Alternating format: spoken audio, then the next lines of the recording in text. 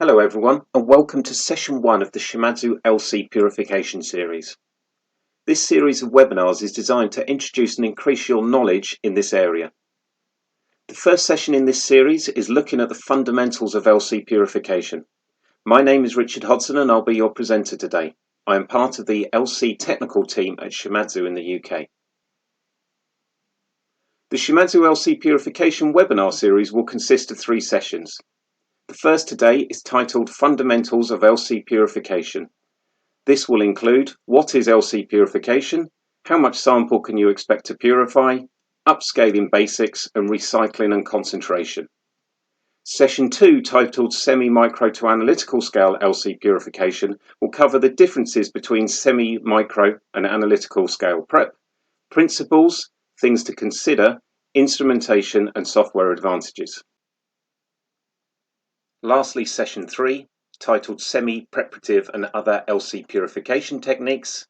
This will cover principles, common issues and tips and tricks of semi-preparative chromatography, UFPLC, ultra-fast preparative and purification LC, and semi-preparative SFC scale purification.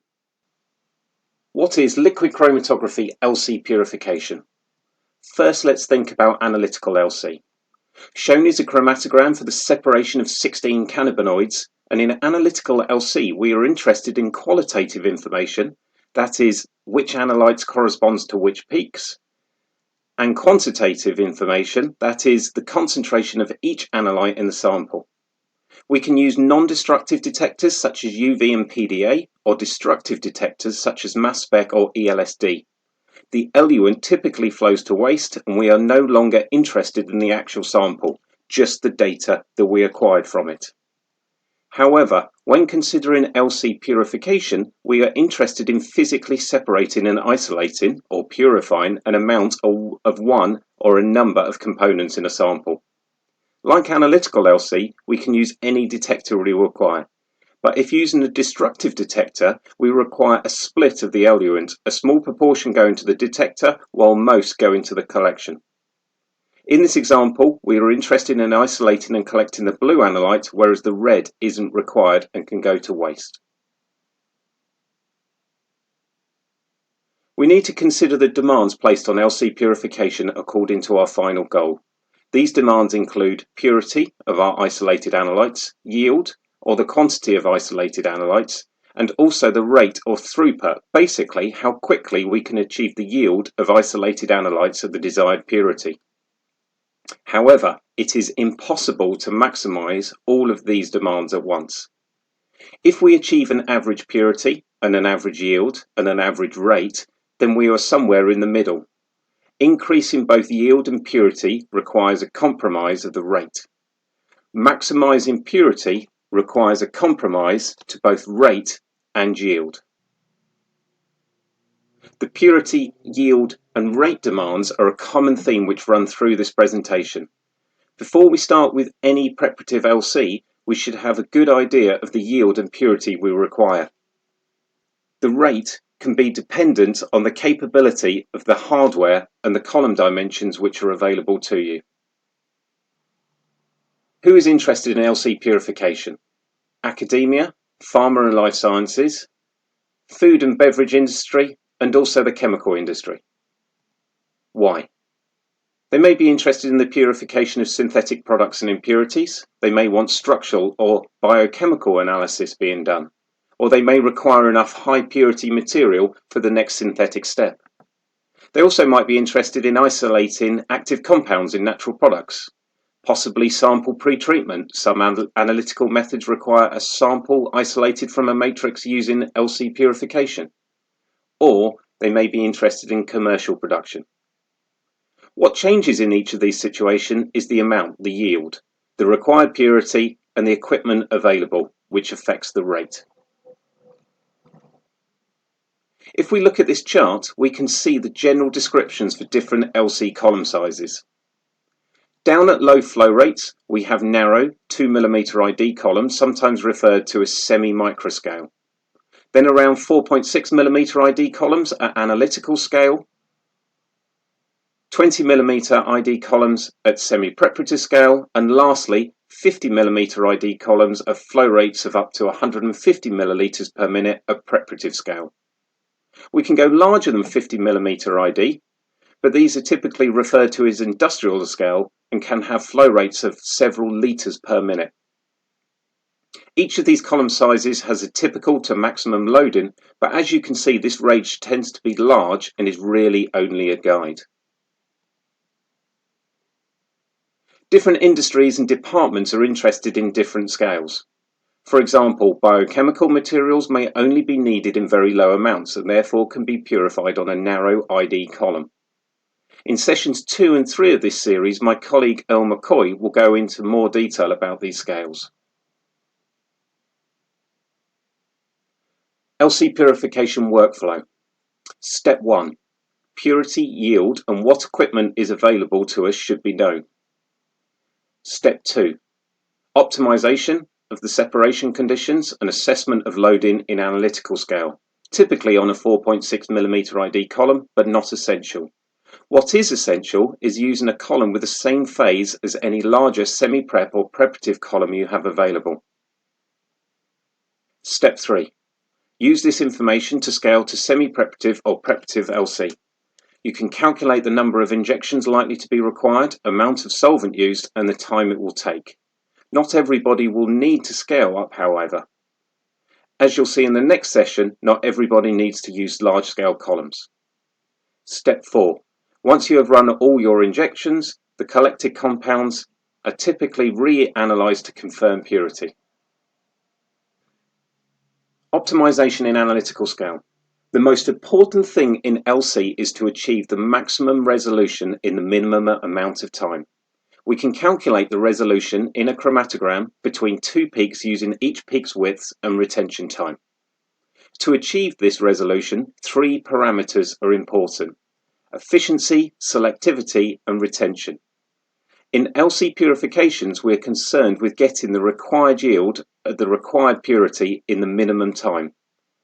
To do this, we typically overload our injections. That is, we try and get as much material onto the column as possible without completely losing all separation between analytes. As peak widths increase dramatically when we overload, the impact efficiency has on resolution is dramatically decreased. Therefore, selectivity is increasingly important. A whole range of column dimensions are available. A few standard internal diameters are listed here, although some sizes are available in between. Maximizing column loading increases yield and increases rate at the acceptable peak purity. When scaling between columns, the loading amount is proportional to the column volume. Let's look at an example. We've been given an analytical method which contains 2 peaks, A and B. We want to isolate and collect peak A, but peak B is not required. We're running a 250 by 4.6mm 5 micron C18 column, and our analytical method injection volume is 5 microliters. We require 700 milligrams at greater than 92% purity. We have an LC instrument that can handle up to 20 mils per minute, and we have a 20mm ID column in the same phase, length and particle size as the column used for the analytical method. The analytical method looks reasonable, good resolution between peaks A and B, and good retention at the first peak. We have high solubility of the sample in our injection solvent, and after making a concentrated solution, we can inject 5 microliters onto the 250 by 4.6 analytical column with a recovery of approximately 1 milligram of peak A. So although the purity is very high, yield and rate is too low. We need to increase the loading. So we can increase the injected volume and therefore mass on column. Peaks are not touching, high purity, 2 milligrams of analyte. Let's inject more. Again, peaks still not touching. High purity, 4 milligrams of analyte. Let's keep going. Here the peaks are touching, but only just. We have lost a little purity. Now if we double the injection volume, we have partial coelution. We are having to stop collecting the fraction partway down the back slope because we are getting a mixing of the two peaks. Our purity has dropped, but it's still higher than the greater than 92% requirement. We have taken the method optimization at analytical scale as far as we can. If we were to carry out our LC purification on this analytical scale column, at this loading, we'd be looking at 34 injections and 17 hours to hit our 700 milligram target. We would have the purity we require and a yield which is good for a small column, but the rate is very poor. We should therefore scale up to a larger ID column, but one of the same length, phase and particle size. Scaling from a 4.6mm ID column to a 20mm ID column is approximately a 20 times increase in cross-sectional area. Therefore, a 20 times increase in injection volume, flow rate and amount of material on column should provide the same resolution of peaks. Now with the 2000 microliter injection on the 20mm ID column, we can purify our 700 milligrams in greater than 94% purity in 2 injections or 1 hour. Not an astounding rate, but much better than the original 17 hours on the analytical column. The graph shows the effect of particle size on resolution. The line with blue circles represents a 20mm ID column with 5 micron particles. The other line represents 20, 30 and 50mm ID columns, but with 15 micron particles. At analytical loading, smaller particles gives clearly higher resolution. However, at preparative loading, the effect on resolution of the smaller particle size decreases. Due to the cost, preparative scale LC purification usually employs columns of larger particle size. The elution order of peaks can make a big difference to purity and yield. If an impurity, shown here in red, elutes before a major band, then as overloading occurs, the large amount of material in the major band displaces this smaller peak, pushing it to a lower retention time and importantly prevents significant mixing, therefore keeping high purity. However, if the impurity elutes after a major band, then as overloading occurs, in this case, the small impurity peak is tagged along by the major band, pulling it under and greatly decreasing the purity and therefore probable yield. We are not always lucky enough to be able to make sure our impurity peaks elute before a major band rather than after, but in the case of chiral separations, some chiral phases are available in opposite enantiomers, thereby giving you the option of switching elution order. The diagram shows the effect injection solvent has on the analyte band in the column. If we assume this is a reversed phase method and we inject in water, which is our weak solvent, then the width of the analyte band is maintained. However, if we inject in a strong solvent such as methanol, then the effect of this volume of strong solvent is to carry some of the analyte with it down the column. This spreads our analyte band and is usually referred to as band broadening. This graph shows the effect of injection solvent strength and volume against the number of theoretical plates in a column. Again, let's assume this is a reversed phase method, and you can see that 100% water has little effect on plate number as the volume increases. But 100% methanol, or a 70-30 mix of water methanol, significantly decreases plate numbers as injection volumes increase. We can see the effect of this in real chromatograms. There are 3 shown here. All use 100% methanol as the injection solvent, but the top chromatogram is 100 microliters, the middle 50 microliters and the bottom 10 microliters. The chromatogram with only 10 microliter injection shows a reasonably tight narrow peak. At 50 microliters we see significant band broadening, and 100 microliters we even see some breakthrough, and the start of the peak is seen way down between 2 and 4 minutes retention. For large injection volumes we require weak solvent or our purity and yield will be compromised. What is recycling? Let's look back at our previous example of overloading and scale up. We were using a basic LC setup with a pumping system that allowed up to 20 mils per minute, so we were okay running a 20mm ID column. We decided to stop collection partway down the back slope of peak A due to mixing of the two analyte bands in the region highlighted. Analytes in this region are therefore diverted to waste, but if your sample was in short supply or took a long time to synthesize, then you might not be happy throwing this proportion of peak A away. What we want to do is recycle. This can be done manually by collecting the peak, drying down, reconstitute and re-injecting, all of which takes a long time. A better way to do this is automatically. If we fit a recycle valve after the detector and before the collection, any such mixed bands can be rediverted back into the flow path so it passes through the column a second time, leading to an increase in yield. When we have a system looping back round into the flow path, this is known as closed loop recycling. With it, we can only use isocratic elution. The recycled band repasses through the pump and autosampler. Therefore, the pump should have minimum internal volume and the autosampler loop should be bypassed during the second, third and subsequent elutions.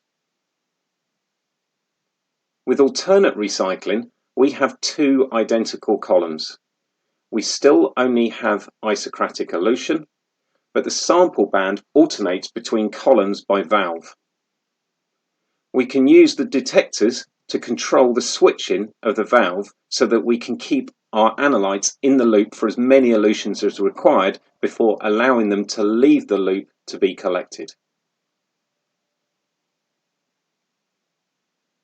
We know that increasing column length increases efficiency and in turn increases resolution.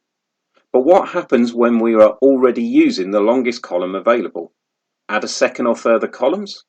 Or we could recycle the whole peak repeatedly to increase resolution. Take this example here, where after one elution we have the two analytes, isopropylparaben and N-propylparaben, barely separated. By recycling the whole of this peak area though, the second, third, fourth, fifth, sixth, seventh and eighth elutions, we have nicely separated peaks at high purity. Yield should be good, depending on loading, but rate will be low. Although if this is fully automated, once it is set up, it can be left to get on with the job.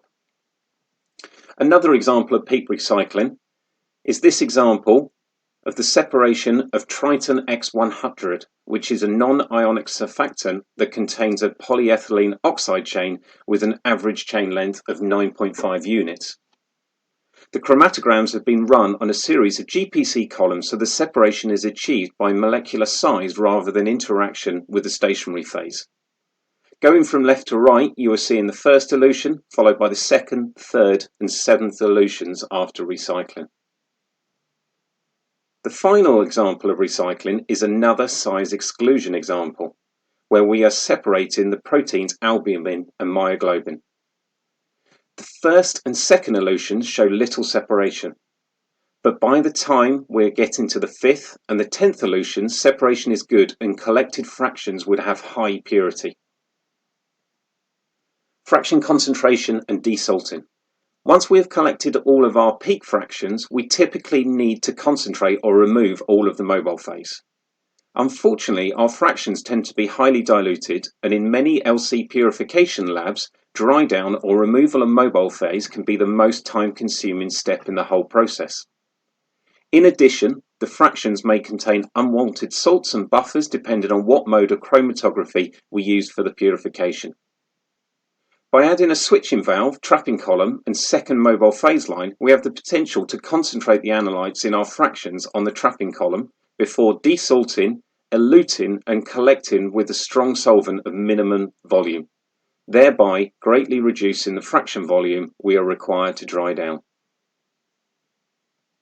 Summary. LC purification is concerned with physically separating and isolating an amount of one or a number of components in a sample.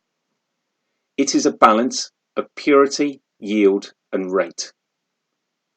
Separation has priority to peak shape. Flow rates and sample loading can be scaled to different column dimensions. Your required purity, yield, and rate will influence loading. Use weakest solvent possible for large volume injections. Larger particle sizes can be used in preparative LC. Peak recycling can be used to improve inadequate separations or reduce losses in resolution caused by sample overload. And fraction concentration and desalting can save time and resources downstream. If you found today's webinar interesting or informative, please do join us next time. Session 2 of this series will be concerned with semi-micro to analytical scale LC purification. We will be looking at the differences between semi-micro and analytical scale prep, principles, important aspects to consider, and also instrumentation and software. Please visit our website www.shimadzu.co.uk/webinars for other webinar sessions that are open for registration or available on demand. If you'd like to hear more from Shimadzu, please do join our mailing list. You will receive all of the news and product developments from us. Look for the link in the follow-up email or go to www.shimadzu.co.uk and click on e-news. You can find us on all the usual social media platforms. Please feel free to contact us should you wish to find out more. That's all from me. Thank you very much and enjoy the rest of your day.